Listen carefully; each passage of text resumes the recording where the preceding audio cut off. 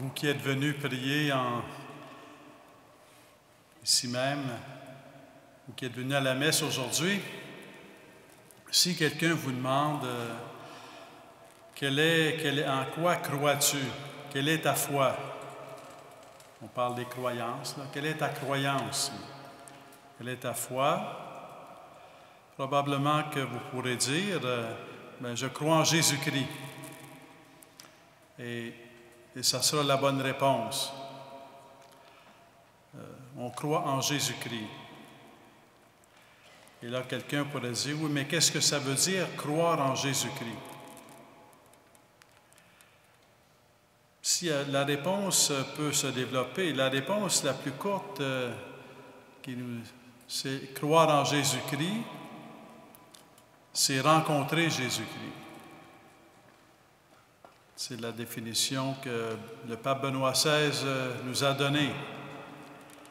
La foi, c'est une rencontre avec le Christ. Mais la question devient quand même, qui est Jésus-Christ? Qui est Jésus-Christ? Quelle réponse, si quelqu'un vous demande qui est Jésus-Christ, quelle réponse vous habite?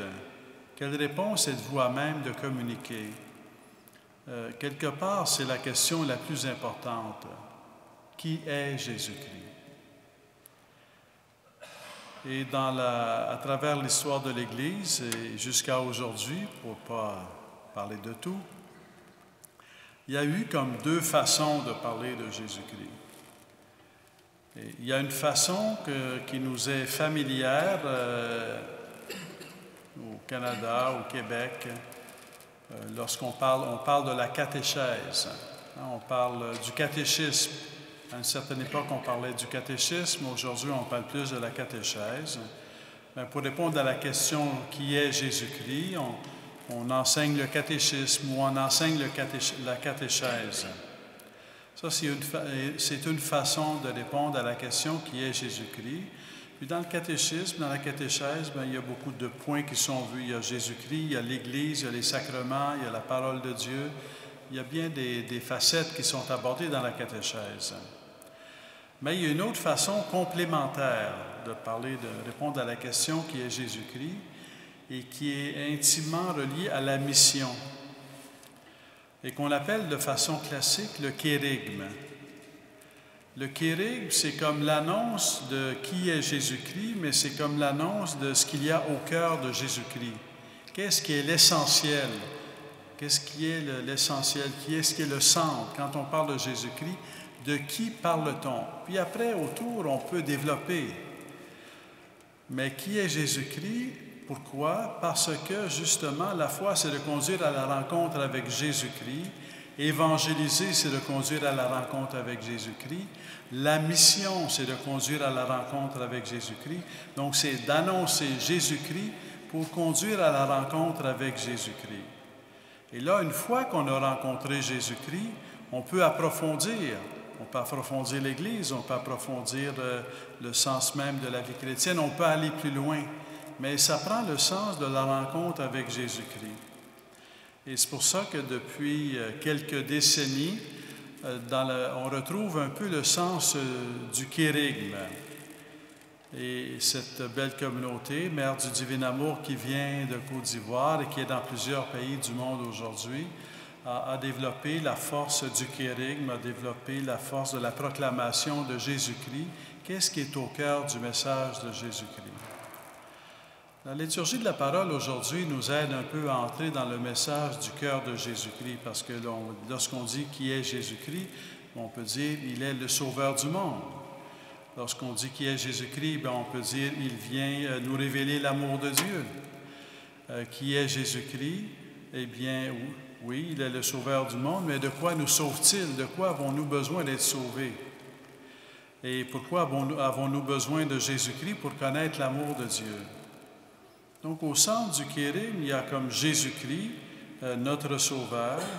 Et d'ailleurs, Jésus lui-même, dans l'Évangile, va dire « Le Fils de l'homme n'est pas venu pour être servi, mais pour servir et donner sa vie en rançon pour la multitude. » Dans la première lecture, on a vu un passage de l'Ancien Testament qui est un passage extraordinaire qu'on appelle le serviteur souffrant.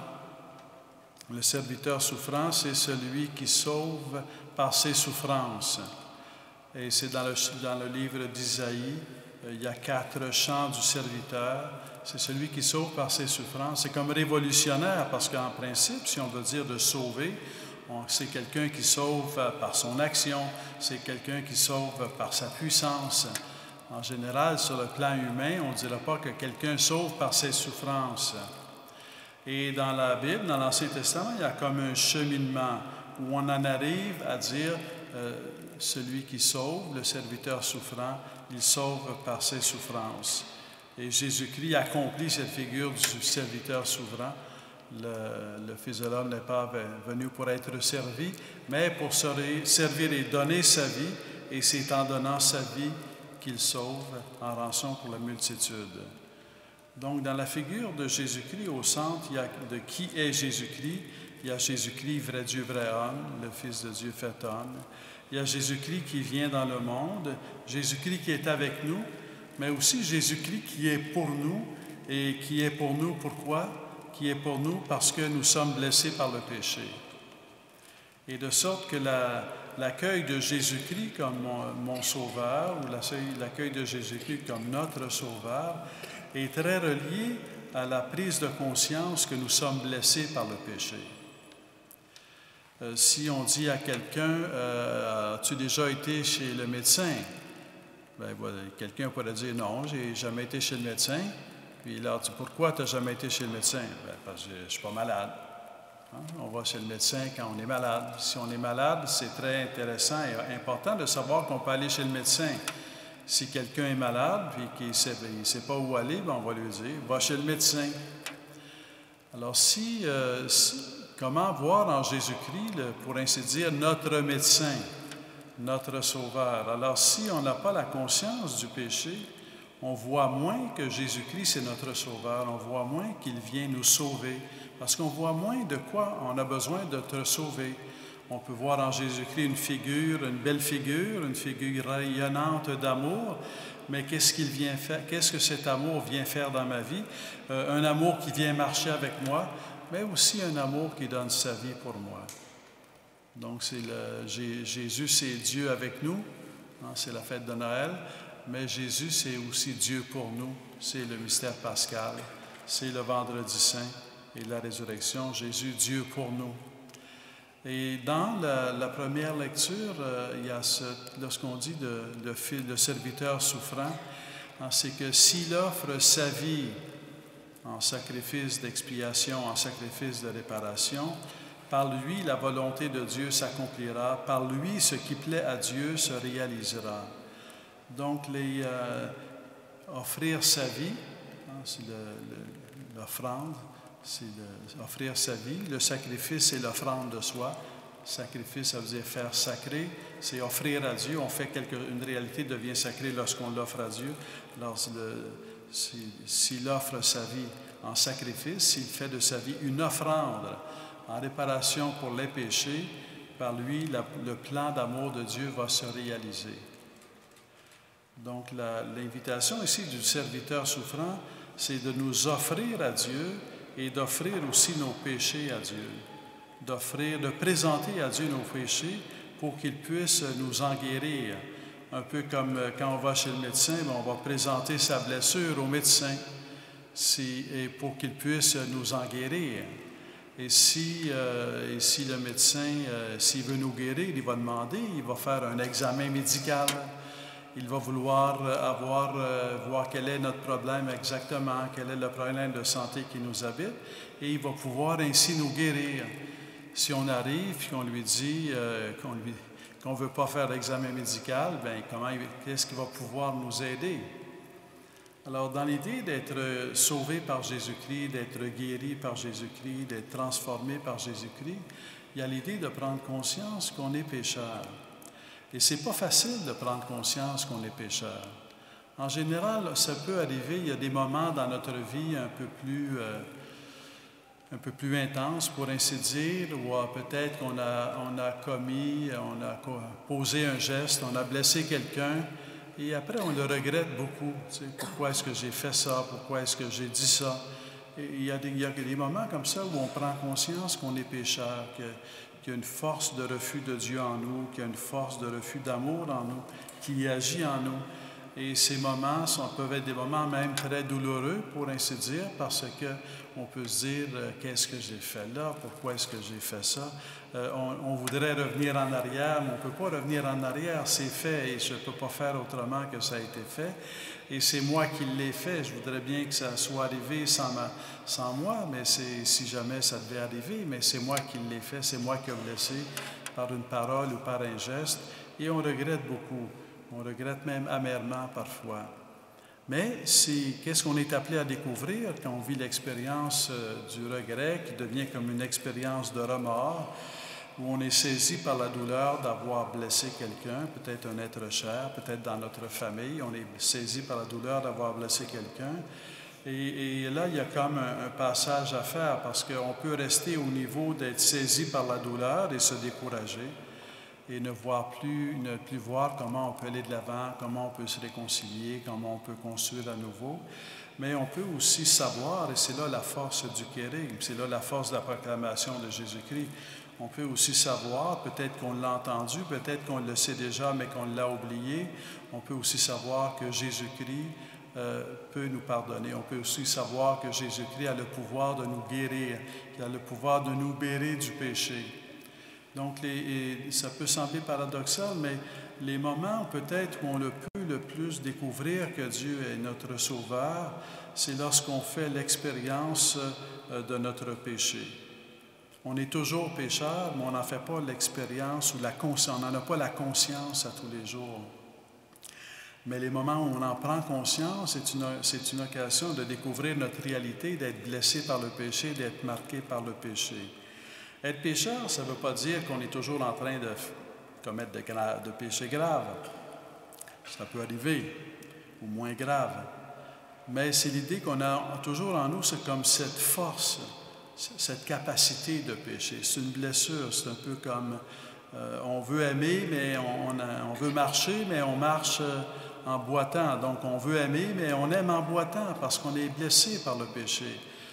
On veut pardonner, mais on n'y arrive pas. On est arrêté, on est figé parce qu'on est blessé par le péché. On veut donner de notre temps généreusement à la prière ou bien pour aider quelqu'un qui en a besoin, mais on est fatigué parce qu'on est au ralenti. Ça nous dérange parce qu'il y a quelque chose d'autre qu'on veut faire. Et donc parce qu'on est blessé par le péché. Le péché est une force réelle. Et plus on prend conscience qu'on est pécheur, plus on découvre jusqu'à quel point on a besoin d'un sauveur. Parce que dans un premier temps, le péché, et ça fait partie du fait d'être pécheur, si on veut, le péché à la base est un péché d'orgueil. Quand on prend conscience qu'on est pécheur, dans un premier temps, on veut s'en sortir par nous-mêmes. On veut pardonner par nos forces, on veut être généreux par nos forces, on veut guérir par nos forces, on veut entrer en réconciliation par nos forces. Et certainement qu'on a un travail à faire, mais en même temps, on fait l'expérience de notre fragilité et même de notre impuissance à aimer véritablement par nos forces. Donc, faire l'expérience du péché a comme deux facettes. Il y a l'expérience qui a en nous une force de refus d'aimer. Il y a dans notre vie un échec de l'amour, il y a la présence d'un certain échec de l'amour dans notre vie, mais aussi la prise de conscience que j'ai beau prendre conscience de cet échec de l'amour, je n'arrive pas à m'en sortir par moi-même. Combien de fois on a pris de bonnes résolutions? À partir de maintenant, je vais être fidèle à la prière. À partir de maintenant, je vais visiter ma tante qui est à l'hôpital à tous les jours. À partir de maintenant, je vais pardonner. Mais on n'y arrive pas. On n'y arrive pas.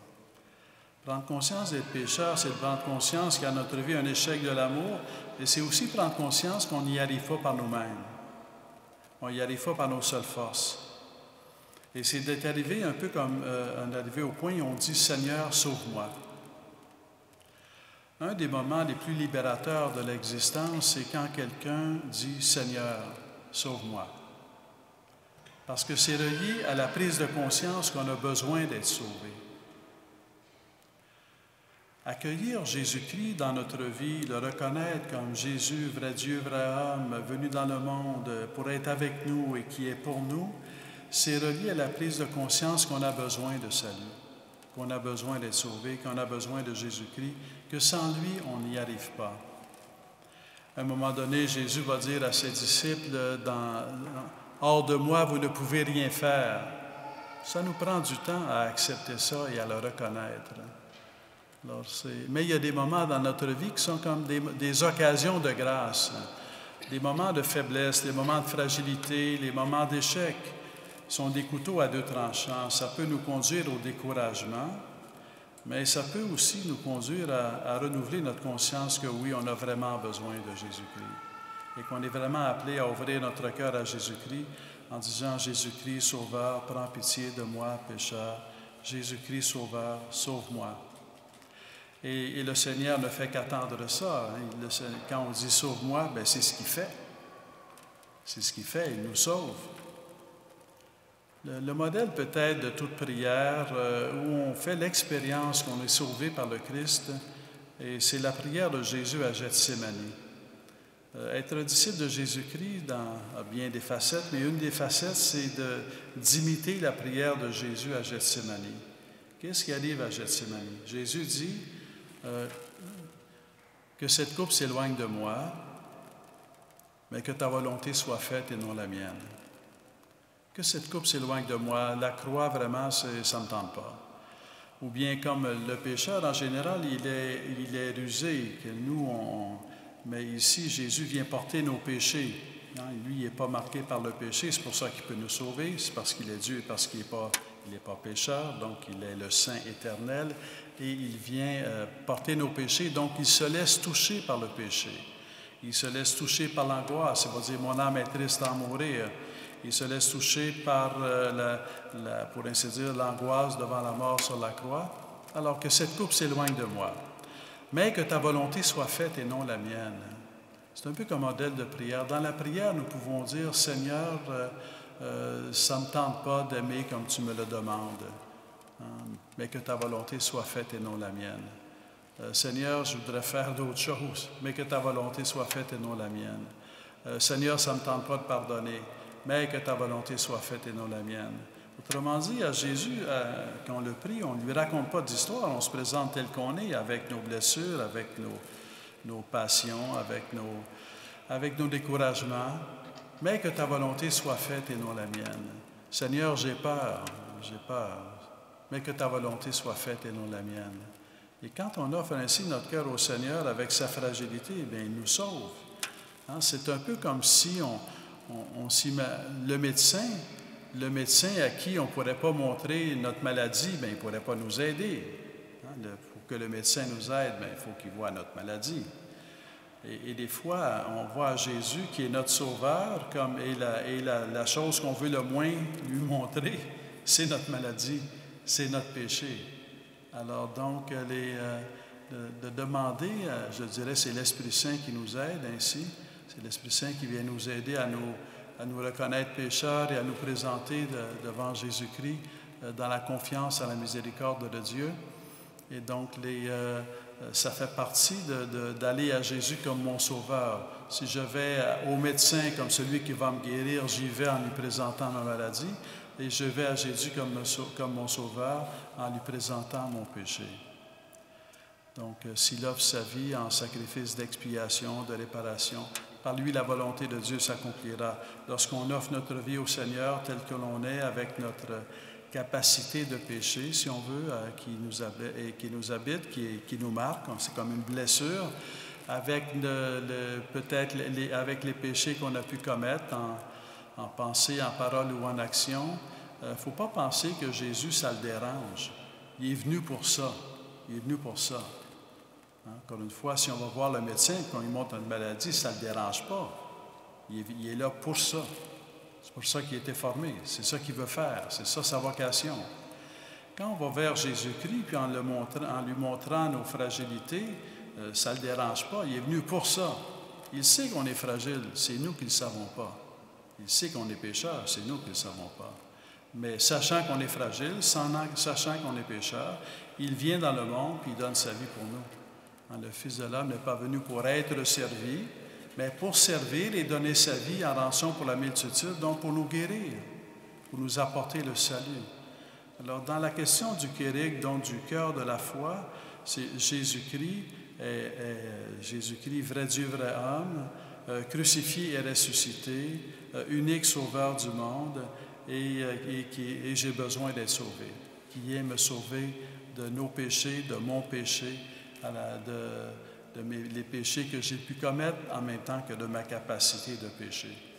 Alors demandons à Jésus-Christ qu'il protège de notre cœur et peut-être qu'on peut demander à l'Esprit Saint qu'il nous aide à annoncer Jésus-Christ en disant vraiment de Jésus-Christ qu'il est le Sauveur. Jésus-Christ est Sauveur. Jésus-Christ est notre Sauveur. Et à chaque fois qu'un être humain fait l'expérience de sa fragilité et qu'il cherche un salut, qu'il n'arrive plus à se donner à lui-même, ce qu'il a besoin d'entendre, c'est qu'il existe un Sauveur. Nous avons un Sauveur, c'est Jésus-Christ.